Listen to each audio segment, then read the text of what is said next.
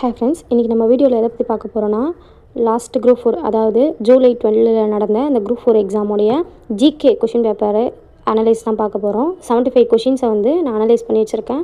இப்போ ஏன் இந்த கொஷின் பேப்பர் அனலைஸ் பண்ணுறோம் அப்படின்னா, கொஷின் பேப்பர் டஃப்பாக இருந்தது, எல்லாம் ஓகே தான்.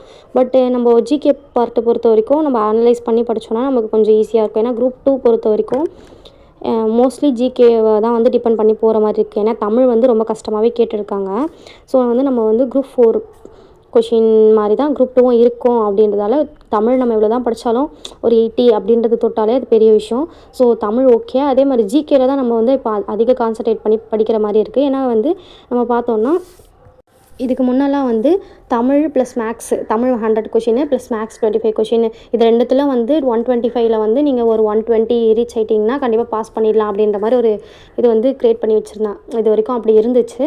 பட் இப்போ பார்த்தோன்னா நம்மளால் அப்படி பண்ண முடியாது. ஏன்னா தமிழோட தரத்தை வந்து அவங்க ஜிகே மாதிரி பண்ணிட்டாங்க. இப்போ ஜிகேல எப்படி நம்மளால் வந்து அந்த 75க்கு 75 எடுக்க முடியாதோ, 70 மேலே தாண்ட முடியாதோ, அதே மாதிரி இப்போது தமிழையும் வந்து அந்த மாதிரி அந்த ஸ்டாண்டர்ட் அவங்களுக்கு கொண்டு வந்துட்டாங்க. ஸோ இந்த மாதிரி இப்போது இனி வரும் காலங்களில் எக்ஸாம்ஸ் இப்படி தான் இருக்கும் அப்படின்ற ஸ்டாண்டர்டை வந்து அவங்க ஃபிக்ஸ் பண்ணிட்டாங்க. ஸோ இனிமேட்டு வந்து நம்ம அப்படி தான் இருக்கோம் அப்படின்னு எடுத்து அதுக்கேற்ற மாதிரி தான் படிக்கிற மாதிரி இருக்குது. அது மட்டும் இல்லாமல் இப்போ மெயின்ஸ் எக்ஸாம் பொறுத்த வரைக்கும் group 2 and 2A mains exam பொறுத்த வரைக்கும் தமிழ் கிடையாது. நம்ம வந்து ஜிகேவை தான் வந்து நம்பிட்டு போகிற மாதிரி இருக்குது. அதே மாதிரி மெயின்ஸில் குரூப் 2A மெயின்ஸில் பார்த்தோன்னா அதுலேயும் வந்து ரீசனிங் மேக்ஸ் கூட இல்லை, ரீசனிங் தான் வந்து நமக்கு 50 கொஷின் கொடுத்துருக்காங்க. 150 கொஷின் வந்து நமக்கு ஜிகே தான் இருக்குது. அப்படின்றப்ப இப்போலேருந்தே வந்து நம்ம ஜிகே போர்ஷனை வந்து கவர் பண்ணி கரெக்டாக பேசிக்லேருந்து நம்ம எடுத்துகிட்டு போய் படித்தா மட்டும்தான் நம்மளால் வந்து ஃபுல்லாக ஜிகேல நல்லா ஸ்கோர் பண்ண முடியும். ஸோ அதனால தான் நான் மெயினாக இந்த வீடியோ போடணும்னு நினச்சேன். ப்ளஸ் நானுமே எனக்கு இதை வந்து அனலைஸ் பண்ணி நான் படிக்கணும் அப்படின்னு நினச்சேன். இப்போ குரூப் 4 கொஷின் பேப்பரில் வந்து நான் அனலைஸ் பண்ணி வச்சுருக்க பாருங்கள். ஃபஸ்ட்டு பாருங்கள், யூனிட் 8, அதாவது இது பழைய சிலபஸில் யூனிட் 8ன்னு கொடுத்துருப்பாங்க. இப்போ புது சிலபஸில் யூனிட் 6ன்னு கொடுத்துருக்காங்க. இந்த யூனிட் 8 இல்லை யூனிட் 6 அதில் வந்து மொத்தம் 17 கொஷின் கேட்டிருக்காங்க. பாருங்கள், 17 கொஷின் கேட்டிருக்காங்க. நான் வந்து இதில் திருக்குறளை தனியாக பிரிச்சுட்டேன். திருக்குறள் வந்து ஏன்னா திருக்குறள் மட்டுமே எத்தனை கொஷின் கேட்குறாங்க அப்படின்றது வந்து நமக்கு தனியாக தெரியணும் அப்படின்றதுக்காக திருக்குறள் வந்து தனியாக பிரித்து எழுதியிருக்கேன். இப்போ பாருங்கள், திருக்குறளில் 6 கொஷின்ஸ். அப்போது யூனிட் 6ன்னு பார்த்தோன்னாவே மொத்தம் 23 கொஷின்ஸ் வந்து இதில் கவர் ஆகிற மாதிரி இருக்குது. அதே மாதிரி பாருங்கள்,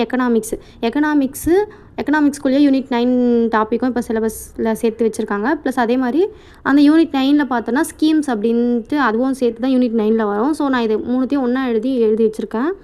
இதை கொஞ்சம் ஒன்றா எழுதுறத விட நம்ம தனித்தனியாக பார்த்தோன்னா நமக்கு எவ்வளோ இம்பார்ட்டன்ட் ஸ்கீம்ஸ் அப்படின்னு சொல்லிட்டு தெரியுன்றதுக்காக எழுதியிருக்கேன். எக்கனாமிக்ஸ் மட்டும் பார்த்தா ஒரு 5 கொஷின்ஸு.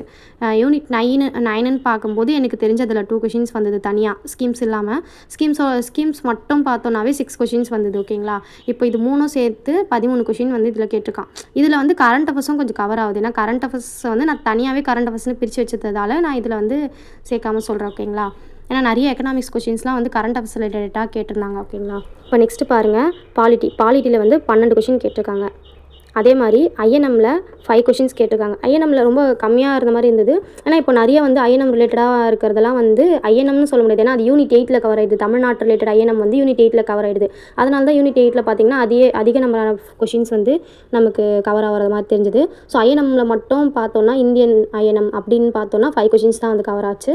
அப்புறம் ஹிஸ்ட்ரியில் பார்த்தோன்னா 3 கொஷின்ஸ் தான் கேட்டிருந்தாங்க. ஹிஸ்ட்ரி பொறுத்த வரைக்கும். சயின்ஸில் அவங்க சொன்ன மாதிரி 5 கொஷின்ஸ் கேட்டிருந்தாங்க. ஜாகிரஃபியில் பார்த்தோன்னா 3 கொஷின்ஸ் தான் கேட்டிருந்தாங்க. அதுவும் வந்து எப்போவுமே 10th புக்லேருந்து கேட்பாங்க. பட் இந்த வாட்டி அப்படி இல்லாமல் கொஞ்சம் வந்து எக்ஸ்டர்னலாக போயிட்டு 11th geography plus world geography அந்த மாதிரி கேட்டாங்க.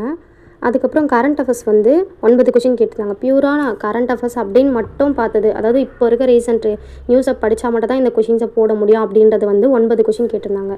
அப்புறம் ஃபுல் ஃபார்ம் சொல்லிட்டு நான் தனியாக பிரித்து வச்சுருக்கேன். ஏன்னா ஃபுல் ஃபார்ம்லேருந்து ஒரு 2 கொஷின்ஸ் கேட்டிருந்தாங்க. எதுவாக இருந்தாலும் அதோட ஃபுல் ஃபார்ம் தெரிஞ்சால் தான் நம்ம போட முடியும் அப்படின்றது. இது வந்து எப்போவுமே ரிப்பீட்டடாக கேட்டுகிட்டே இருக்காங்க. குரூப் 2லேயும் சரி, எல்லா எக்ஸாம்லேயும் வந்து இது ரிப்பீட்டடாக கேட்குறாங்க. ஸோ ஃபுல் ஃபார்ம் அப்படின்னு ஒரு தனி இது மாதிரி போட்டு அது நம்ம பார்த்துட்டு வரணும் அப்படின்றதுக்காக இதில் வந்து 2 கொஷின் எத்தனை கொஷின் கேட்குறாங்க அப்படின்னு தெரியணுன்றதுக்காக நான் இதை தனியாகவே மென்ஷன் பண்ணி எழுதியிருக்கேன். அதே மாதிரி இந்த மாதிரி இலவச அழைப்பு எண் இந்த மாதிரியும் வந்து கேட்குறாங்க.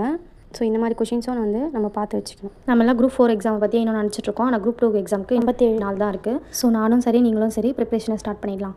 நான் என்னென்ன படிக்கிறேன், எப்படி படிக்கிறேன் அப்படின்றத உங்கள் கூட நெக்ஸ்ட் வீடியோவில் ஷேர் பண்ணிக்கிறேன் ஃப்ரெண்ட்ஸ். அனலைஸ் பண்ணி வச்சிருக்கிறத டாபிக் வைஸ் டெலிகிராமில் PDF அப்லோட் பண்ணுறேன் ஃப்ரெண்ட்ஸ், செக் பண்ணிக்கோங்க. நான் அனலைஸ் பண்ணதை உங்கள் கூட ஷேர் பண்ணிக்கணும்னு நினச்சேன். உங்களுக்கும் இந்த வீடியோ ஹெல்ப்ஃபுல்லாக இருக்கும்னு நினைக்கிறேன். Thank you friends.